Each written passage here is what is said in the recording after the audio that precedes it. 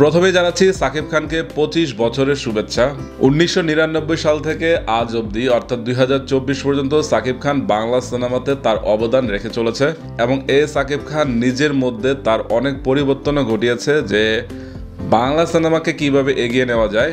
তো সেই জন্যই কিন্তু সাকিব খানের কাছ থেকে আজকে তুফানের মতো সিনেমা পাওয়া যাচ্ছে, যেই সিনেমা মানুষ টিজার দেখে বলছে যে এটা অ্যানিমাল কিংবা হচ্ছে কেজিএফ টাইপের সিনেমা হয়ে গেছে এই বাজেটে। তো সেটা কিন্তু বাংলা সিনেমার জন্য একটি বিশাল ব্যাপার। তুফানের প্রথম গান লাগে উড়াদুরা গানের প্রথম যখন টিজ এসেছিল, এটা নিয়ে দুই বাংলায় কিরকম নাটক হয়েছে সেটা আপনারা সবাই জানেন। ভারত কিংবা বাংলাদেশ এই দুটো দেশ মানে বিভিন্ন দেশ থেকে বিভিন্ন সিনেমার ক্লিপ কিংবা গানের অ্যাডাপশন বা রিমেক বা কপি, এটা কিন্তু নতুন কিছু নয় যে এটা নিয়ে এত হইচই হবে।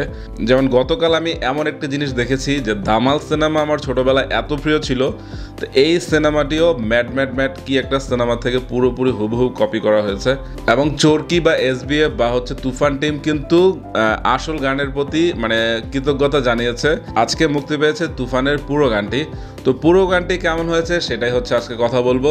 প্রীতমকে নিয়ে কিন্তু আমি একটা কথা বলেছিলাম যে এই ছেলেটি অসম্ভব প্রতিভাবান এবং তাকে যদি নিয়মিত বাংলা সিনেমায় কাজ করানো হয় তাহলে বাংলা সিনেমাই সমৃদ্ধ হবে। কারণ দেখুন, মমতাজের সাথে সে যখন লোকাল বাস গানটি নিয়ে এসেছিল, গানটি কিন্তু সেই সময় তুমুল ভাইরাল এবং জনপ্রিয় হয়েছিল। তো আমি মনে করি আজকে লাগে উড়াধুরা গানটিও বাংলা সিনেমায় একটি মাইল ফলক হয়ে থাকবে। এবং এখানে সাকিব খানকে জাস্ট একবার লক্ষ্য করুন, মনে হচ্ছে এই লোকটি দিনে দিনে আরও ইয়ং হচ্ছে। এমন হচ্ছে মিমিকে কি লাগছে আইটেম গান হিসেবে মিমি আমি বলবো যে পুরোপুরি ফাটিয়ে দিয়েছে। এবং তুফান নিয়ে আমাদের যে আগ্রহ বা যে চাহিদা তারা কিন্তু পুরোটাই পূরণ করতে পেরেছে। আমি মনে করি যে গানটি খুব তাড়াতাড়ি ভাইরাল বা জনপ্রিয় হয়ে যাবে। তো তুফান টিমকে ধন্যবাদ। তবে আমার খুব ইচ্ছে ছিল যে তুফানের টাইটেল গানটি সবার আগে দেওয়ার জন্য, কারণ ওখানে সাকিব খান যেভাবে নিজেকে হচ্ছে ইস্টাবলিশ করেছে একজন গ্যাংস্টার হিসেবে, সেটা জাস্ট অমাইক।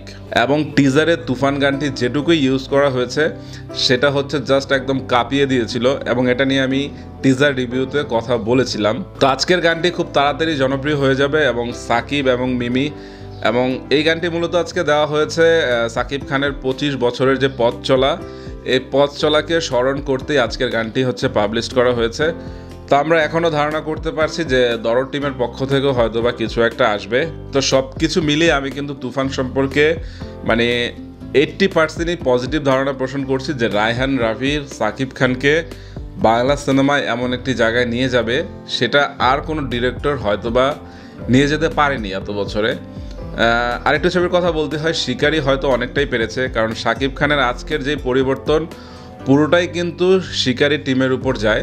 এবং হিমেল আশরাফের কথাও বলতে হয়, এই লোকটিকেও সাকিব খানের পরিবর্তনের জন্য অনেকটাই হচ্ছে ধন্যবাদ দেওয়াই যায়। তো সাকিব খানের এই 25 বছর পথ চলাতে সাকিব খানকে ধন্যবাদ।